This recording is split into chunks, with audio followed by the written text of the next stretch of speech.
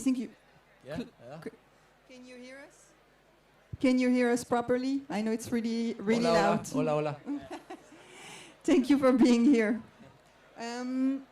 So we are going to start with my next guest, Argentinian photographer Seba Curtis. I don't know if you pronounce it perfectly. Thank you. And we're going to talk about this new book, Falsification, which is published by the Gould Collection. For those who don't know, the Gold Collection is a publishing imprint started by Laurence Vecten, Recette Lederman, and Yoko Sawada in memory of Christophe Crison, with a focus on books bringing together photographers and writers. So Falsification is their sixth book, pairing together the work of Seba Curtis and a short story by Japanese writer Hiromi Kawakawi. I don't know if I'm saying it right, but you're trained as a journalist before leaving for Europe in the wake of Argentina's 2001 political and economic crisis. You spent 5 years in clandestinity as an illegal immigrant in Spain, an experience that informed all your work. I think it's not too short to mention it. And your work is actually focusing on illegal immigration and its traumatic impact on the individuals that endure it. So your work is also instantly recognizable, as we can see on the PDF that's already rolling right now, by the use of colorful and eerie alteration and manipulation of the negatives and images, which renders visible a process of altered memories and lives. So I would be interested first to know more about the process of working on this book specifically with the editors and establishing relationship between your work and the writing of someone else. Was it complex or different to work with that element in mind? No, it was quite easy, right? I really trust the publisher, so it's the first time I give everything to them, and I don't get involved much on what they choose. So I will choose probably a really different layout of my images, like different images.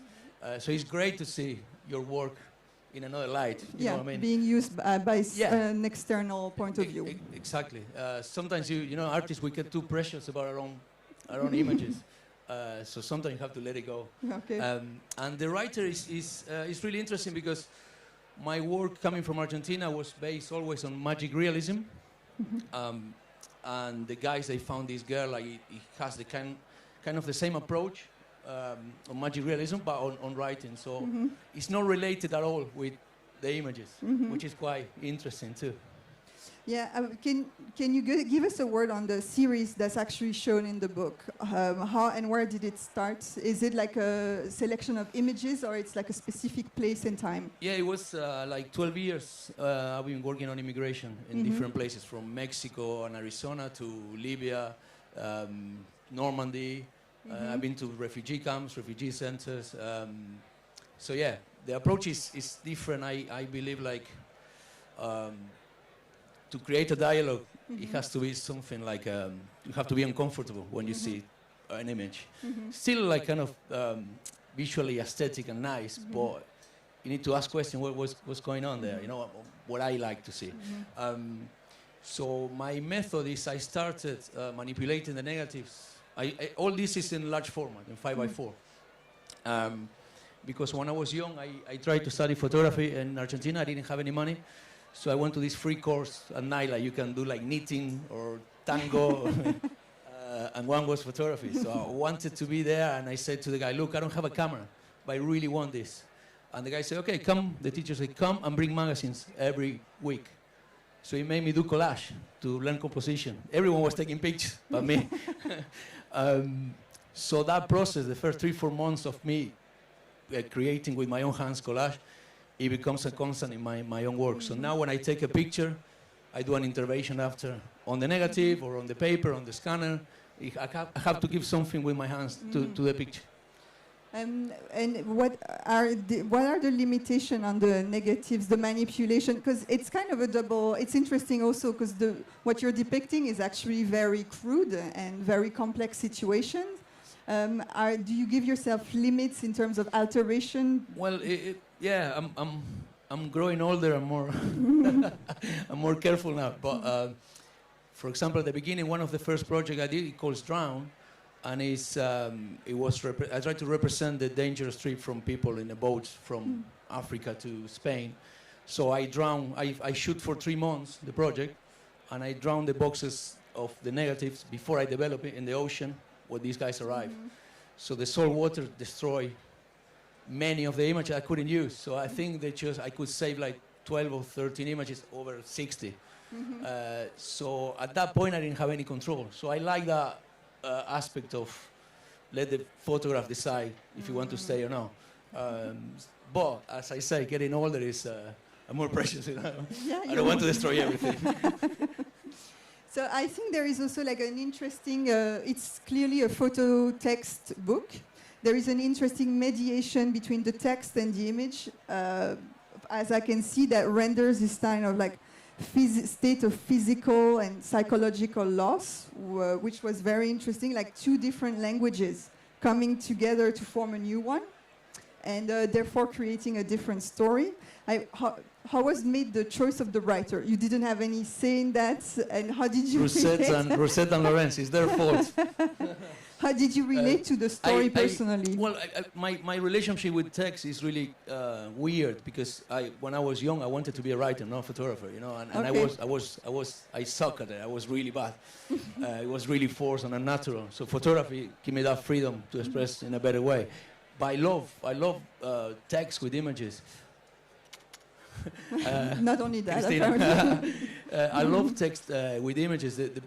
But at the same time, I really like mystery on the images, so I never use captions. Maybe I just put a short title. Like Lawrence here, like publisher, hates me for that because she said, like, there's so much going on in your image, the story is really hard. Why you don't explain it better, you know? So yeah, it's a weird relationship. I think sometimes the people make their own stories. Their own story behind, and it's not. It's cool enough that you know you don't have to be all the time explaining your pictures, or I don't want to be there. So yeah, I love the text. Like it's random. It really represents me. You know, it doesn't relate with anything on the book. Yeah, no, I think it's a very good compliment. I mean, compliment might not be the right word. Like compliment me is good. They adjust each other like very well. Like, but you didn't answer like in terms of the images. Where did you shoot them? All around. I started in 2007, the first project on this I call it immigration files because I've been in many different places, and I started in the border with Arizona and Mexico. At that time, the Bush administration built a fence, not the wall, not Trump's wall, before that. So when I started to build the fence, I went there and see how, I tried to follow the fence. I was interested in the race of this kind of racism and you know, get out. These vigilantes, they went actually on vans hunting Mexicans. So I start from there, and then I start to cover Africa to Europe, and I finished the last one, which is this one on the cover, which I use glitter on the negatives. That's based on my dad, which was the last bit when he got evicted in Spain. Now they live in Spain, and they got an eviction letter. So I did. It was really close to me, you know, the project, and so yeah.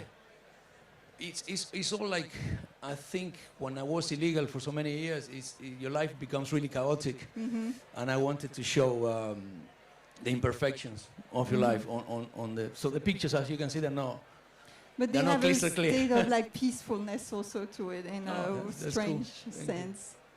Well, we're already coming at the end of our time. I wanted to know if anyone has a question for Seba before closing down on this short interview.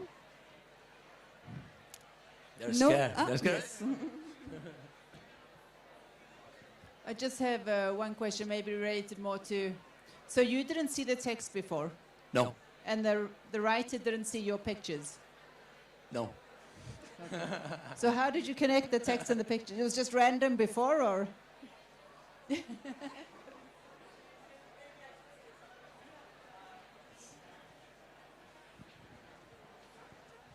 Hi, I'm one of the editors, Russet Letterman and Laurence Fectin, and we have a third one in Tokyo.